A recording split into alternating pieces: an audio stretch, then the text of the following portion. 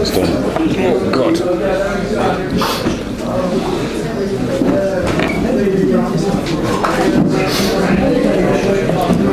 Here's what I'm doing with hit calls. Valentine's Day. Valentine's Meows. Sick of listening to women. He got me this, he got me that, he didn't do this, so I wrote this. Valentine's Meows. So it was Valentine's Day, and I have a complaint. Why do women not try to show the slightest restraint? Why don't men, you don't see men dropping hints all over the place, looking for flowers and chocolates to shove in their face. Nor do you see them in groups with gifts to compare. They don't ask for much from you all, to be fair.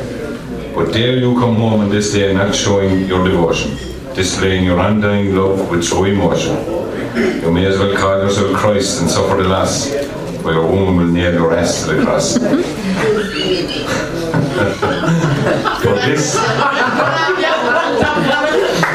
For this day has become one of fear and dread, for all living men who wish to keep their head, because women need to know that men care, and want to believe that their man is sincere. But men cannot win or gain any ground. No matter what a man does, he will be wrong, I have found. If he buys her flowers on his way home from work, sure, he's up to something. Look at him smirk. If he gives her chocolates after Sunday lunch, she says, all men are snakes, the whole bloody bunch. But what does a man get on Valentine's Day, after all the gifts for which he's had to pay? A smile if he's lucky, when he greets his fair maid. And if she believes him, he might even get laid. When did it become a day for just women? And why did we allow it from the very beginning? I blame Pope Gelasius, 496 AD, for naming this day. But in 1969, Pope John Paul VI deleted it, giving all men their say. But the real culprit is Geoffrey Chaucer, for our pride. In the high Middle Ages, he made this day his fight, and made it a day of courtly love with gifts exchanged. It's a one-way street for women. Now that's what's changed. So here's my complaint. On this day of Valentine, partners in love should show it to each other all of the time.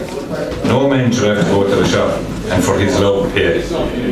A few well-chosen words saying I love you each day. So let's get rid of this day we call the Feast of Valentine. We don't need gifts to say I'm yours or you're mine.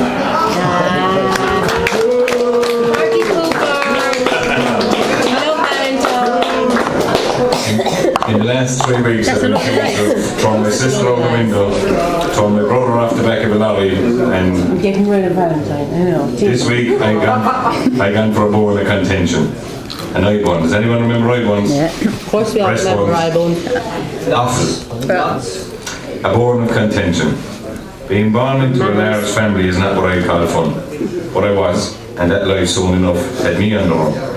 For if you were just a few minutes late for any meal, then someone older or younger, that food from you would steal. Breakfast was always a race to the table. Winter was porridge for those who were able. Summer would be flakes of one kind or another. Yet there in the middle was our referee of 13 kids, our mother. Now having been born into the middle of this fine clan, it was eat or go hungry, and for meals we all ran.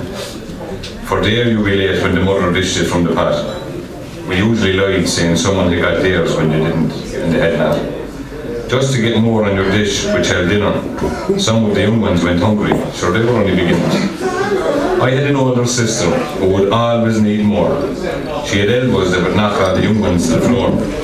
I just had to come up with a plan to slow her down. So us younger ones stood a chance and knock her smile into a frown. It was the day of the offal, in the stew with some soup. As we gathered at the table, all 13 of this group, when this older sister had cleaned her whole plate, what I had planned was to forever seal her fate. I took the bone she had cleaned and left empty of meat, and placed it firmly in her slipper, under her feet. And as she knocked us small kids all over her way, when she leaned back in her triumph, the pain made her sway. She screamed in agony with all of her might, and while they tended her cut foot, handling her plight, to the pot I went, without waiting in line, and I filled my bowl to the brim. My belly was doing fine. What mother wanted to know was how the bone got in her shoe.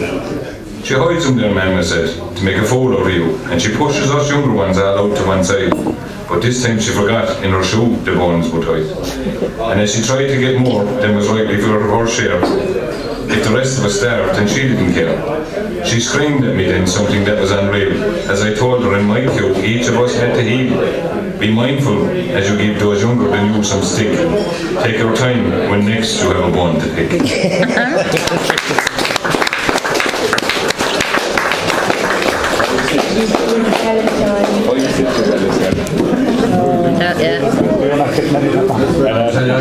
That's telling them about Valentine's. It's all Valentine's night tonight. Look, so what's Valentine's the other day, never mind about that. Our next poet, very important to give a very warm welcome please to Christine Burke.